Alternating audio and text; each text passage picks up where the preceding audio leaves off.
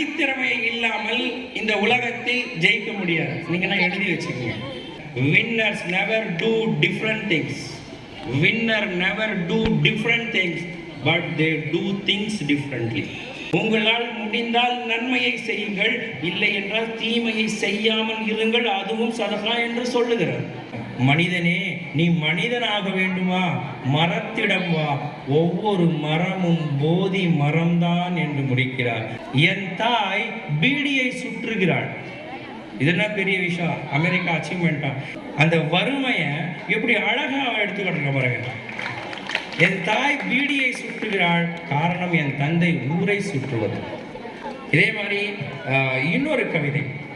ஒரு நாட்டில் அல்லது ஒரு சமூகத்தில் ஏதேனும் பிரச்சனை நடக்குதுன்னா அந்த எழுந்து நிற்கின்ற வீரியம் எது தரும்னா மொழி தான் தரும். வைரமுத்தி இப்படி அழகா சொல்ற பாருங்க. உண்ணக்கனி, ஒதுங்க நிழல், தடவ தைலம், தாளிக்க எண்ணெய், உண்ண மருந்து, உணர்வுக்கு விருந்து, எழுத காகிதம், எரிக்க விறகு, மரம்தான் மரம்தான் அத்தனையும் மரம்தான், மறந்தான் மறந்தான் மனிதன் அத்தனையும் மறந்தான். மனிதனின் முதல் எதிரி மரம், மரத்தின் முதல் நண்பன் மனிதன்.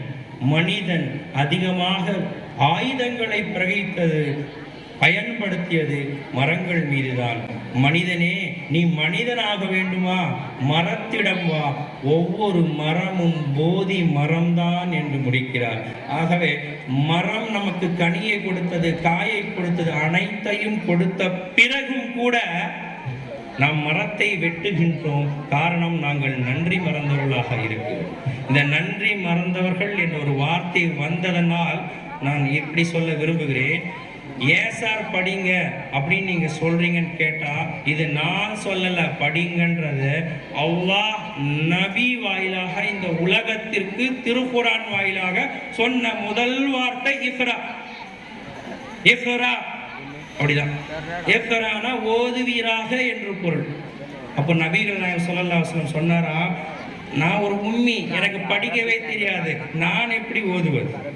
அதுக்கு அல்லாஹ்விடம் வந்த பதில், நீங்கள் உங்களை படைத்த இறைவனின் பெயரை கொண்டு துவங்குக என்று சொன்னார். நீங்கள் ஓதுவீராக, உங்கள் இறைவன் மாபெரும் கொடையாளி என்கிறான். அதுக்கு அடுத்த வரி ரொம்ப பிடித்த வரி, மனிதன் அறியாதவற்றை அனைத்தையும் பேனாவை கொண்டு கற்றுக் கொடுத்தான். இருப்பினும் மனிதன் இறைவன் செய்த அனைத்தையும் மறந்துவிட்டு நன்றி கெட்டவனாக இருக்கிறான், நன்றி மறந்தவனாக இருக்கிறான் என்று அல்லாஹ் சொல்கிறான். அடுத்த வரியில் அல்லாஹ் சொல்லி காட்டுகிறான், மீண்டும் அவர்கள் அல்லாஹ்விடம் திரும்புவார்கள் என்று அல்லாஹ் சொல்கிறான். இதைத்தான் பிஸ்மில்லாஹிர் ரஹ்மானிர் ரஹீம், இக்ரா இக்ரா பிஸ்மி ரப்பிக்கல்லஸீ ஹலக் ஹலகல் இன்சான மின் அலக் இக்ரா வ ரப்புக்கல் அக்ரம் அல்லஸீ அல்லம பில் கலம் அல்லமல் இன்சான மா லம் யஅலம் كلا إن الإنسان ليطغى أن رآه استغنى إن إلى ربك الرجعى صدق الله العظيم. இப்படி அல்லாஹ் சொல்லி காட்டுகிறார். தனித்திறமை இல்லாமல் இந்த உலகத்தில் ஜெயிக்க முடியாது. நீங்க நான் எழுதி வச்சுக்கோங்க. சாதாரணமா எல்லோரும் போல் நானும் சாதாரணமாக இருந்து கடந்து விட்டேன் என்றால் உங்களால் மாற்றங்கள் ஒருபோதும் கொண்டு வர முடியாது. இது எப்படி சார் சொல்றீங்க? Winners never do different things. Winner never do different things, but they do things differently. அப்போ கல்வியும் அறிவும் மட்டும் எதுக்குன்னா வெறும் மார்க்காக இல்ல, மதிப்பெண்களுக்காக அல்ல, உங்கள் மதிப்புகளை நீங்கள் மாற்றிக்கொள்வதற்காகத்தான் கல்வி தேவைப்படுகிறது. அப்ப என்னதான் சார் கல்வி? அப்ப என்னதான் படிக்கணும் அப்படின்னா, வள்ளுவனுடைய ஒரு 4-5 குறள் மட்டும் நான் சொல்றேன், ஏன்னா நேரம் குறைவா இருக்கிறதுனால நான் சொல்றேன் பாருங்க.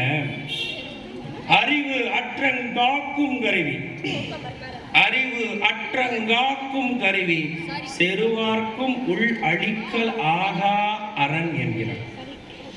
என்னடா மீனிங்னா, ஒரு எதிரியில் இருந்து தன்னுடைய அரண்மனை எப்படி காக்கிறதோ அதே போல நாம் பெற்றிருக்கின்ற எதிரிகளிலிருந்து நம்மை காப்பது அறிவு மட்டுமே. அதற்காக படிக்கணும். அறிவு வந்துருச்சு சார், என்னை விட டேலண்ட் யாருமே இல்லை சார். அப்படி இல்லை. அடுத்து வள்ளுவர் மாற்றி சொல்கிறான் பாருங்க, அறிவினால் ஆகுவது உண்டோ பிரிதின் நோய் தன்னோய் போல் போற்றா கடை. பிறருடைய நோயினை, பிறருடைய துன்பத்தை நாம் நமது துன்பமாக நினைக்க வேண்டும் என்றுதான் இஸ்லாம் சொல்கிறது. உங்களால் முடிந்தால் நன்மையை செய்யுங்கள், இல்லை என்றால் தீமையை செய்யாமல் இருங்கள், அதுவும் சதகா என்று சொல்லுகிறார். இதைத்தான் வள்ளுவனும் சொல்லுகிறார். சுருக்கமா சொல்லணும், என்ன சார் செய்யணும் அப்படின்னா,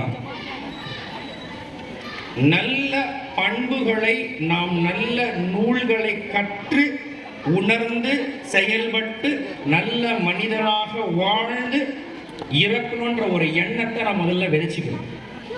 ஏன் சார் அப்படின்னா, நல்லவர்கள் பண்பாளர்கள் இந்த உலகத்தில் வாழ்ந்து கொண்டு இருப்பதால் தான் இந்த உலகம் இன்னும் சுழன்று கொண்டு இருக்கிறது. இல்லையே என்னைக்கோ அழிந்து போயிருக்கும். இதையும் வள்ளுவான் என்ன குரல் தெரியுமா? பண்புடையார் பட்டுண்டு உலகம் அது இன்றேல் மண்புக்கு மாய்வது மண் என்று சொல்கிறார். ஆக கல்வி மதிப்பெண்களுக்காக அல்ல, இம்மைக்கும் மறுமைக்கும் என்பதை நீங்கள் தெரிந்து கொள்ள வேண்டும்.